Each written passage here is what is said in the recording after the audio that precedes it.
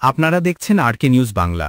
ফরিদপুরে আন্তর্জাতিক সীসা দূষণ প্রতিরোধ সপ্তাহ ২০২৪ পালিত হচ্ছে। ইউনিসেফের সহযোগিতায় ইউথনেট গ্লোবাল, পিওর আর্থ বাংলাদেশ এবং কারুশিক্ষা ইউথ ডেভেলপমেন্ট সোসাইটি কারুশিরো বিভিন্ন কর্মসূচির আয়োজন করেছে।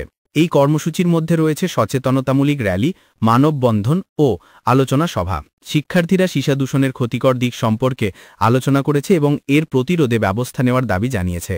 আন্তর্জাতিক সীসা দূষণ প্রতিরোধ সপ্তাহ ২০২৪ উপলক্ষে ফরিদপুরে বিভিন্ন সচেতনতামূলক কর্মসূচি পালন করা হয়। ইউনিসেফের সার্বিক সহযোগিতায় ইউথনেট গ্লোবাল, পিওর আর্থ বাংলাদেশ এবং কারুশিক্ষা ইউথ ডেভেলপমেন্ট সোসাইটি এই আয়োজন করেছে। কর্মসূচির মধ্যে রয়েছে র্যালি, মানববন্ধন ও আলোচনা সভা। বক্তারা সীসা দূষণের কারণে মানবদেহের বিভিন্ন ক্ষতি, বিশেষ করে শিশু থেকে বৃদ্ধ ও সব বয়সী মানুষের স্বাস্থ্যের ঝুঁকি তুলে ধরেছেন। বিশেষ করে ব্যাটারি ফ্যাক্টরি থেকে উৎপন্ন সীসার ধোঁয়া এবং খাদ্য সামগ্রী ও প্লেটে সীসার ব্যবহার মানবদেহে ক্ষতির কারণ হিসেবে উল্লেখ করা হয়। শিক্ষার্থীরা সীসা দূষণ সম্পর্কে তাদের জ্ঞান অন্যদের মাঝে ছড়িয়ে দেওয়ার অঙ্গীকার করেছে। বক্তারা এবং শিক্ষার্থীরা সীসা দূষণ প্রতিরোধে এবং অবৈধ সীসা কারখানা বন্ধে প্রশাসনের হস্তক্ষেপ কামনা করেছেন।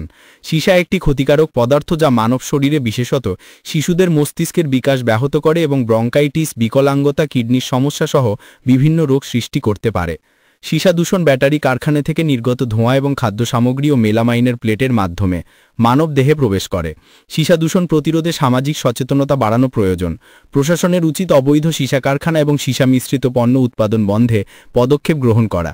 পানি পানের আগে ফুটিয়ে নেওয়া বা ফিল্টার ব্যবহার করা এবং স্টিল বা কাঁচের পাত্রে খাবার গ্রহণ করা উচিত।